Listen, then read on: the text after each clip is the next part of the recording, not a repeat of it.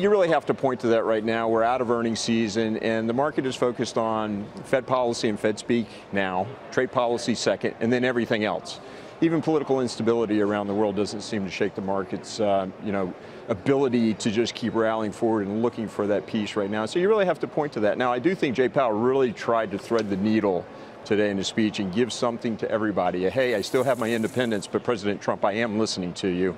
Certainly that's the scuttlebutt that we have down here on the floor. So we'll have to see what happens in the coming days. I'll draw Idaho for you later. No, don't worry, I just Googled it. Oh, okay. You're right, Keith. It is. It's Google on its back. It's Idaho on its back. Yeah. Jack, let's talk about the reaction in the bond markets, currency markets. I mean, a much bigger reaction in the dollar today than there was for the bond markets. I mean, the 10-year essentially flat by the end of the speech. Well, but you still saw a steepening of the yield curve, Wilf. Remember, what you saw was the short end of the yield curve starting to go down in yield, and that's actually what we wanted to see. You know, there's something that happened here today that no one's talking about. I think we saw the creation of the Powell put. I mean, this is something that people have been talking about now for the last few weeks, and quite frankly, the market has been yelling, and finally, the chairman listened. And a couple of days ago, I got on the show and talked about the market could rally 1,000 points in a couple of days, and sure enough, we saw it.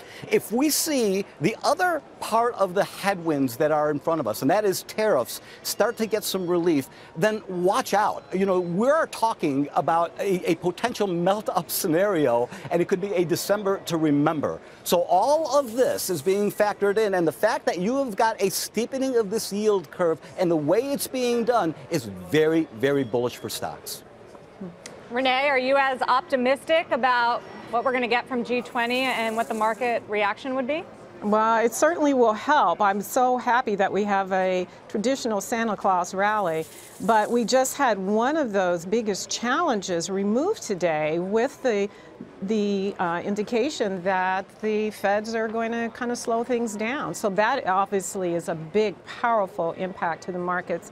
And if we do get to some dissemination with the trade war and the tariffs, that is going to be amazingly profitable for the business, for this market. But I'm still looking for a slowdown in the economy for next year. So I still think this is a good time to be adding some boring sectors and boring stocks to the portfolios to be defensive and be ready for the next level of volatility that I expect is going to be coming into 2019.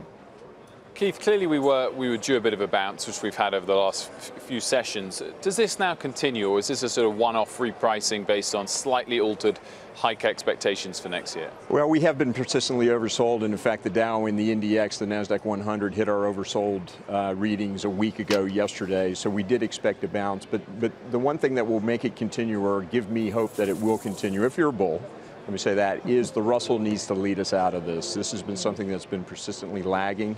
It's now the best index of the four major ones today. So I want to see that take the lead. The rest, the Dow, such a narrow index, will always be there, and it's a dollar-weighted index, price-weighted index. The Russell needs to lead, the S&P 500, and then the NASDAQ tech names come roaring back. Then I think we rally hard into the end of the year.